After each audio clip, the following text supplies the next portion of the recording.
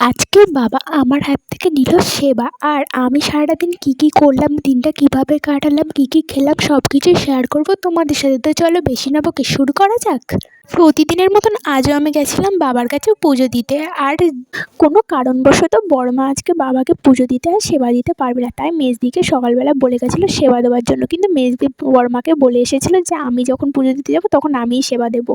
মেজদি যেহেতু আমার আগে মন্দিরে যায়, তো সেই জন্য মেজদি বাড়ি এসে আমাকে বলেছিল আজকে তুই গিয়ে বাবাকে সেবা দিস। তো আমি তো মন্দিরে গিয়ে প্রতিদিনের মতন আমি যেভাবে পুজো দিই আগে সেইভাবে পুজো দিয়ে নিয়েছিলাম বাবাকে। তারপরে আমি বসে পড়েছিলাম আমান্য করতে। আমান্য করা হয়ে গেলে তারপরে আমি অশ্বত্থতলার জন্য সব কিছু গুছিয়ে নিই। তারপরে আমি তুলসী তলায় ধূপ ধরিয়ে আরতি করে নিয়ে তারপর বাবাকে আরতি করে নিই। বাবাকে আরতি করা হয়ে গেলে তারপর চারিদিকে দরজায় পর্দা টেনে দিয়ে তারপর আমি চলে গেছিলাম অশ্বত্থতলায় পুজো দেওয়ার জন্য। অশ্বত্থতলায় গিয়ে সব বাবাগুলোর মাথায় জল ঢেলে ফুল দিয়ে সুন্দর করে সাজিয়ে তারপরে আরতি করে নিয়েছিলাম।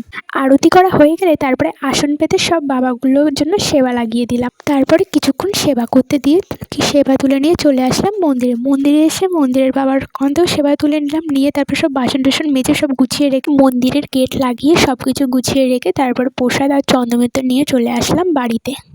বাড়িতে এসে বসে পড়লাম পান্তা খেতে। আগের দিন যেহেতু কিছুটা ভাত বেশি ছিল সেই জন্য মা জল দিয়ে রেখেছিল, আর সাথে ছিল আলু সিদ্ধ। মন্দির থেকে বাড়ি আসার আগেই দেখি মা ওটাকে পেঁয়াজ কুচিয়ে লঙ্কা দিয়ে মেখে রেখে দিয়েছিল।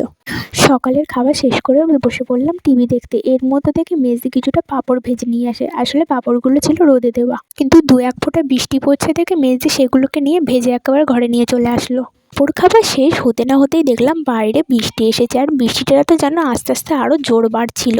আর এতটা জোরে বৃষ্টি হচ্ছিল যে আমি একটু পূর্ণ রান্নাঘরে দিয়ে গেছিলাম, আর গিয়ে দেখি জলে পুরো ভেসে গেছে। তার মধ্যে অ্যালবেস্টারটা কাঁঠাল পড়ে ভেঙে গেছে, চারিদিকে জলে জল হয়ে গেছে। পূর্ণ রান্নাঘরের উনুনটা তো পুরো জলে ভরে গেছে।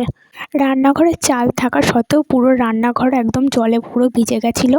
তারপরে দুপুরে খাবার টাইম হয়ে গেলে বসে পড়লাম দুপুরবেলা ভাত খেতে। আর আজকে দিদা একটা যেন শাক মতন পাঠিয়েছিলাম। দিদাকে ফোন করে জিজ্ঞাসাও করেছিলাম দিদা এটা কী পাঠিয়েছে। দিদা বললো খেয়ে দেখ কেমন হয়েছে বলবি, তারপর আমি বলবো।